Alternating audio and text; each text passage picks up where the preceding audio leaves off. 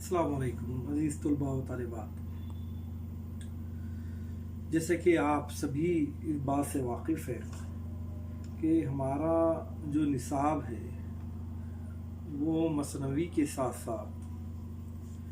क़सीदा, मरसिया और क़ितात पर मुबनी है। और अल्हम्दुलिल्लाह हम लोगों ने मसनवी की तारीफ़ के साथ साथ उसका आगाज़, इर्तिक़ा और दो मसनवी जो हमारे निसाब में शामिल थी उन दोनों मसनवियात को हमने पढ़ा है।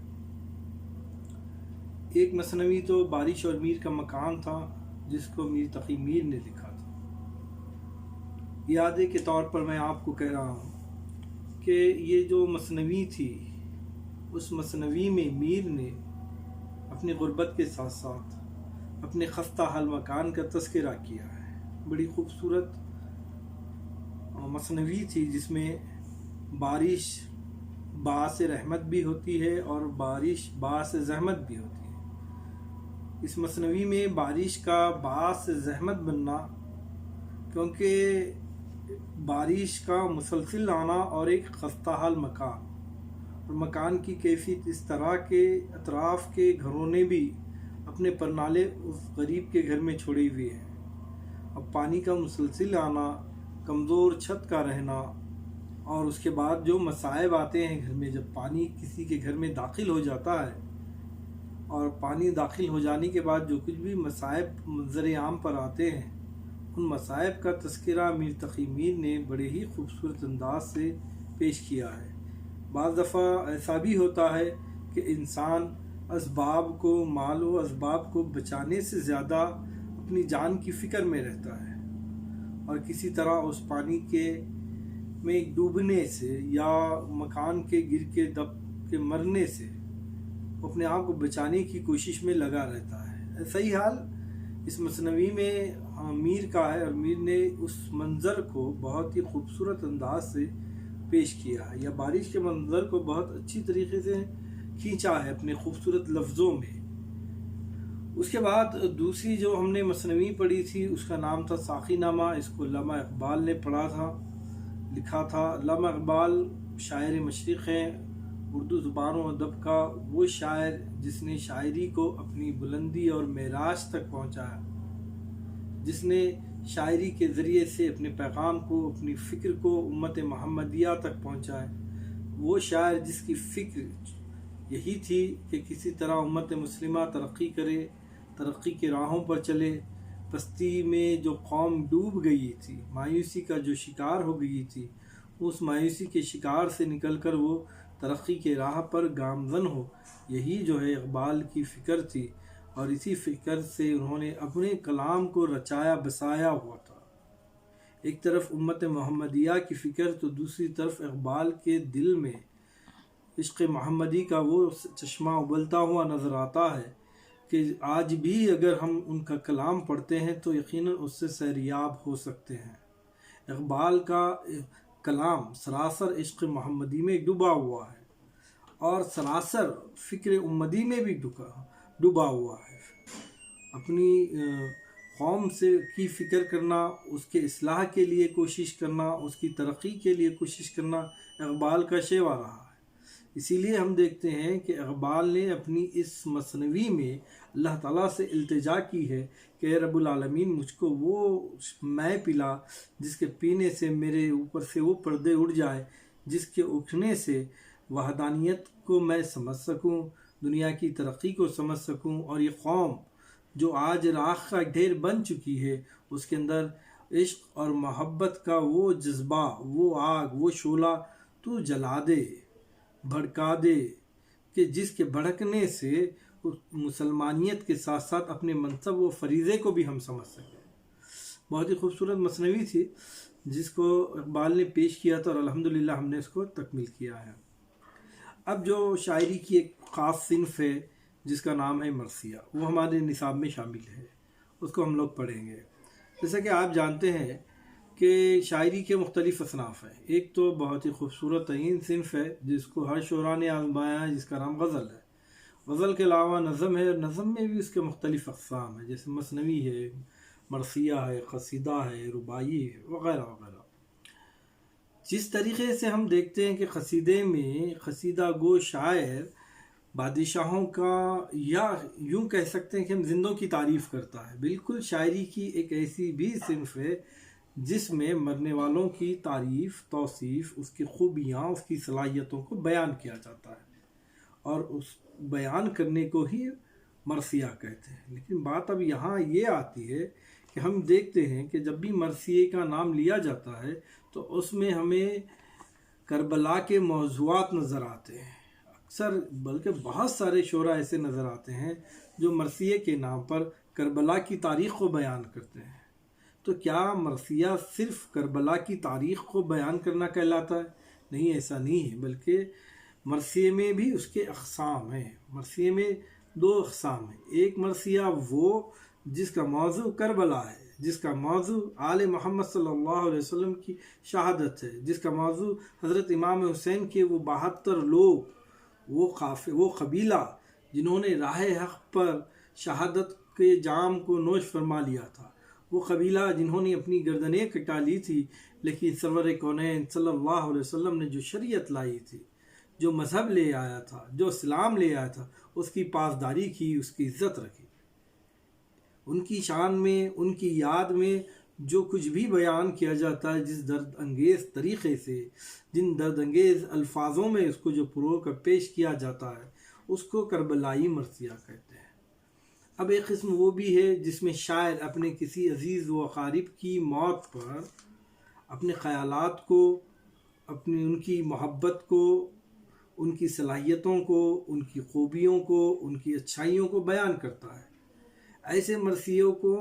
ہم شخصی مرثیے کہتے ہیں۔ ہم دیکھتے ہیں کہ ہمارے نصاب میں بھی جو ہے ایک مرثیہ وہ ہے جس کو ہم کربلائی مرثیہ کہتے ہیں، جو حضرت امام حسین رضی اللہ تعالیٰ کی شہادت پر ہے۔ یوں تو مرثیے کی جب ہم تاریخ پڑھتے ہیں تو ہمیں دو نام بہت اہم نظر آتے ہیں، ایک مرزا دبیر کا ہے، دوسرا میر انیس کا ہے۔ یہ ہم اثر شعراء ہیں جنہوں نے مرثیہ نگاری کو بلندی تک پہنچایا ہے۔ مرثیہ نگاری کو معراج تک پہنچانے میں اگر مرزا دبیر اور بالخصوص میر انیس کا ذکر نہ کرے تو مرثیے کی تاریخ وہاں پر مکمل نہیں ہوتی ہے۔ ہمارے نصاب میں اصل میں جو مرثیہ شامل ہے وہ مرزا دبیر کا ہے، جس میں حضرت امام حسین رضی اللہ تعالیٰ کی شہادت کا واقعہ پیش کیا گیا ہے۔ اس کے علاوہ اور ایک مرثیہ ہے جس کو مرثیہ داغ کہتے ہیں، اور یہ شخصی مرثیہ ہے۔ آپ واقف ہیں کہ علامہ اقبال کی شاعری کی اگر ہم ادوار کا جائزہ لیتے ہیں تو اقبال کی ابتدائی شاعری جو تھی وہ ایسا لگتا ہے کہ اقبال غزل کی گلیوں میں گھوم رہے ہیں، غزل کی گلیوں میں بھٹک رہے ہیں، لیکن اس غزل کے موضوعات سے، غزل کی کیفیت سے، غزل کے ماحول سے اپنے آپ کو انہوں نے بہت جلد باہر کر لیا اور نظم کے میدان میں خود تبازمائی کی اور نظم کے ذریعے سے اپنے پیغام کو پیش کیا ہے۔ لیکن اقبال کی جو ابتدائی شاعری تھی، جہاں وہ بہت سارے غزلیات کہا کرتے تھے، تو اپنی غزلیات پر وہ داغ دہلوی سے اپنے اشعار پر اصلاح لیا کرتے تھے، اپنی غزلوں پر اصلاح لیا کرتے تھے۔ اس طرح جو ہے داغ اقبال کے جو ہے استاد واقع ہوئے ہیں۔ اب داغ کا چلے جانا یقیناً ایک شاگرد کے لیے، ایک بہتر شاگرد جو ہوتا ہے اپنے استاد سے بے پناہ محبت کرتا ہے، اور جب کسی استاد کا اس کی زندگی میں چلا جانا یا کوئی استاد انتقال کر جاتے ہیں، یقیناً اس شاگرد کے لیے تکلیف دہ بات ہوتی ہے۔ اب داغ کا جب انتقال ہوا تو اس کی تکلیف اقبال کو بھی ہوئی ہے، لہذا انہوں نے داغ کے یاد میں ایک مرثیہ لکھا تھا جس کو داغ کا مرثیہ کہتے ہیں، اس کو اقبال نے لکھا تھا۔ لہذا ہمارے نصاب میں یہ جو دو مرثیے ہیں، ان دو مرثیوں کو پڑھیں گے۔ لہذا ہمارے نصاب میں دو مرثیے، ایک کربلائی مرثیہ اور دوسرا جو ہے شخصی مرثیہ ہے، تو لہذا ہم سب سے پہلے جو ہے کربلائی مرثیے سے شروع کرتے ہیں، اور اس کو لکھنے والے مرزا دبیر ہیں، اور اس مرثیے کا نام ہے شہادت حضرت امام حسین علیہ السلام رضی اللہ تعالیٰ۔ اب مرثیے کو میں پڑھوں گا اور اس کے بعد مکمل ہونے کے بعد اس کو ہم اس کی تشریحات کو پڑھیں گے، اس کے الفاظ و معنی کو دیکھیں گے۔ جو مشکل الفاظ ہیں ان کو آپ نوٹ کر لیتے جائیے گا۔ بالفرض اس کے باوجود کچھ سمجھ میں نہیں آتا ہے تو آپ پرسنل مجھ سے کانٹیکٹ کر سکتے ہیں۔ دیکھیے، خاک شفا سروں پہ اڑانے چلے ملک، خون جگر سے صباح یاقوت تھی پلک، پہنچے تھے تا فلک کے لرزنے لگے فلک، اور یہ فغاں زمین سے گئی آسماں تلک،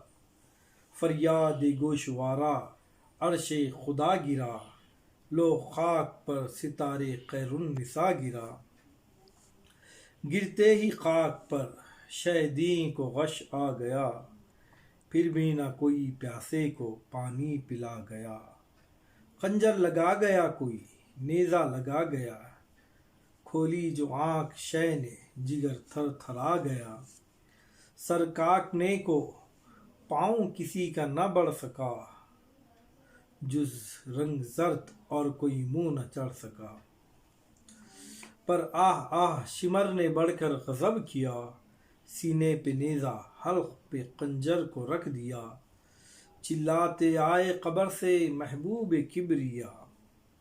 چلاتے آئے قبر سے محبوب کبریا، باہیں گلے میں ڈال دی خنجر پکڑ لیا، زہرا پکاری یہ دل حیدر کا چین ہے، میرا حسین ہے، ارے میرا حسین ہے، اے شمر مصطفیٰ کی رسالت کا واسطہ، اے شمر مصطفیٰ کی رسالت کا واسطہ، اے شمر مرتضیٰ کی امامت کا واسطہ، اے شمر اہل بیت کی حرمت کا واسطہ، اے شمر کبریا کی عدالت کا واسطہ، صدقے نبی کی روح کا حیدر کی گور کا، صدقے نبی کی روح کا حیدر کی گور کا،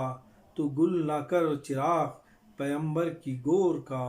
روشن اسی نواسے سے نانا کا نام ہے، یہ سرپرست عزت خیر الانام ہے، خنجر نہ پھیر پیاس سے یہ خود تمام ہے، خنجر نہ پھیر پیاس سے یہ خود تمام ہے، آخر خدا ہے حشر ہے اور انتقام ہے، آخر خدا ہے حشر ہے اور انتقام ہے، للہ خاندان کو نہ میرے تباہ کر، للہ خاندان کو نہ میرے تباہ کر، تو اس کے ننھوں بچوں کے اوپر نگاہ کر، چلائی درس زینب مستر بھی، چلائی درس زینب مستر بھی، اماں تو آئیں بھی نکل آؤں ننگے پا، بولی سکینہ روک لو میں خنجر جفا، باخر پکارا روکے میں 100 جان سے فدا، شاید یہ ہاتھ تھام لے معصوم جان کر، شاید یہ ہاتھ تھام لے معصوم جان کر، دادا تیرے گلے پہ گلا رکھ دوں آن کر، شاید یہ ہاتھ تھام لے معصوم جان کر، مڑ مڑ کے زیر تیغ یہ بولے شے امم، مڑ مڑ کے زیر تیغ یہ بولے شے امم، زینب تجھے غریبی، زینب تجھے غریبی شبیر کی قسم، دکھلا میرے یتیموں کو خیمے میں ایک دم، بڑھتا ہے دھیان محو جمال خدا میں ہم، بچوں کو لے کر دوڑی سے، بچوں کو لے کر دیوڑی سے زینب تو ہٹ گئی، یہاں بوسہ گاہ احمد مختار کڑ گئی، یہاں بوسہ گاہ احمد مختار کڑ گئی، لو مومنو بپا ہوا محشر بقا کرو، تن سے جدا ہوا سر سرور بقا کرو، تن سے جدا ہوا سر سرور بقا کرو، لاشا تڑپ رہا ہے زمیں پر بقا کرو، نیزے پہ چڑھتا ہے سر اطہر بقا کرو، بجوائیں نوبت عمر و روسیہ نے، بجوائیں نوبت عمرو و روسیہ نے، تکبیر 3 بار کہیں فرق شاہ نے، بس اے دبیر بس کے ملک کر رہے ہیں بین، جبریل دے رہے ہیں ندایوں بشور و شین، آگاہ ہو کہ قتل ہوئے شاہ مشرقین، آگاہ ہو کہ قتل ہوئے مشرقین، عابد یتیم ہو گئے مارے گئے حسین، کھیتی علی کی لٹ گئی بستی اجڑ گئی، کھیتی علی کی لڑ گئی، بستی اجڑ گئی، پردیس میں حسین سے زینب بچھڑ گئی، زینب بچھڑ گئی۔ یہ مرثیہ یہاں پر تکمیل ہوا۔ اس میں مرزا دبیر نے حضرت امام حسین رضی اللہ تعالیٰ کی شہادت کا منظر پیش کیا ہے۔ حضرت امام حسین رضی اللہ تعالیٰ نواز رسول ہیں، اور انہیں کوفے کے لوگوں نے مسلسل خطوط لکھ کر مجبور کیا، انہیں پیغام بھیجا کہ ہم یزید کے ظلم سے تنگ آ چکے ہیں، لہذا آپ نواز رسول ہیں، کسی طرح آئیے اور ہمیں اس ظالم کے ظلم سے چھٹکارا دلائیے۔ حضرت امام حسین رضی اللہ تعالیٰ نے کوفے کے ان لوگوں کو اس ظالم یزید کے ظلم سے چھٹکارا دلانے کے لیے اپنے قبیلے کے ساتھ مکہ معظمہ سے مدینہ منورہ سے کوفے کا سفر کرتے ہیں۔ جن لوگوں نے حضرت امام حسین رضی اللہ تعالیٰ کو خطوط لکھے تھے، وفاداری کا یقین دلایا تھا، جب حضرت امام حسین رضی اللہ تعالیٰ کوفہ پہنچتے ہیں، یہی لوگ آپ کے دشمن ہو جاتے ہیں، بے وفائی کر جاتے ہیں اور یزید کے خیمے میں چلے جاتے ہیں۔ یزید وہ ظالم شخص تھا جس نے اپنی خلافت کی بنیاد ظلم پر، زیادتی پر، بدماشی پر، عیاشی پر، بے ایمانی کی بنیاد پر رکھی تھی۔ حضرت امام حسین رضی اللہ تعالیٰ کا ایسے شخص کے ہاتھ پر بیعت کرنا یقیناً یہ ایمان کے خلاف تھا۔ نواز رسول جن کے ایمان کی حد کو ہم کیا تصور کر سکتے، انہوں نے اس شخص کے ہاتھ پر بیعت کرنے سے انکار کیا۔ ایک وقت یوں بھی آیا کہ یزید کی فوجیوں نے کہا کہ ہم آپ سے لڑنا نہیں چاہتے ہیں، بس شرط اتنی سی ہے کہ آپ یزید کے ہاتھ پر بیعت کر لیجئے۔ لیکن للہ حضرت امام حسین رضی اللہ تعالیٰ نے اپنے قبیلے کو راہ خدا میں لٹانا پسند کیا، جام شہادت نوش فرمانا پسند کیا، اپنے معصوموں کو راہ خدا میں کٹوانا پسند کیا، لیکن ایک ظالم کے ہاتھ پر آپ نے بیعت کرنا پسند نہیں کیا۔ اگر آپ بیعت کر لیتے تو رہتی دنیا تک ایک پیغام، ایک میسج چلا آتا کہ جب وقت نازک ہو، اگر ظالم بادشاہ ہو تو ایسے وقت اس کے ہاتھ پر بیعت کی جا سکتی ہے۔ لیکن قربان جائیے حضرت امام حسین رضی اللہ تعالیٰ پر، انہوں نے ہمیں پیغام دیا کہ وقت کچھ بھی ہو، حالات کیسے بھی ہو، لیکن راہ خدا سے انسان اپنے آپ کو منہ نہیں پھیر لینا چاہیے، پیٹھ نہیں دکھانا چاہیے۔ حضرت امام حسین رضی اللہ تعالیٰ کی شہادت کا یہ منظر جس کو پڑھنے کے بعد یقیناً آنکھیں نم ہو جاتی ہیں، وہ امام حسین رضی اللہ تعالیٰ جن کا خاندان مکہ معظمہ میں حج کے دنوں میں لوگوں کو پانی پلایا کرتا تھا، وہ نواز رسول جن کے لب سرور کونین صلی اللہ علیہ وسلم چوما کرتے تھے، وہ نواز رسول کو کئی دنوں کا پیاسا رکھا گیا اور پیاسا رکھ کر آپ کو شہید کر دیا گیا۔ وہ تمام باتیں انشاءاللہ تعالی عزیز ہم دوسری ویڈیو میں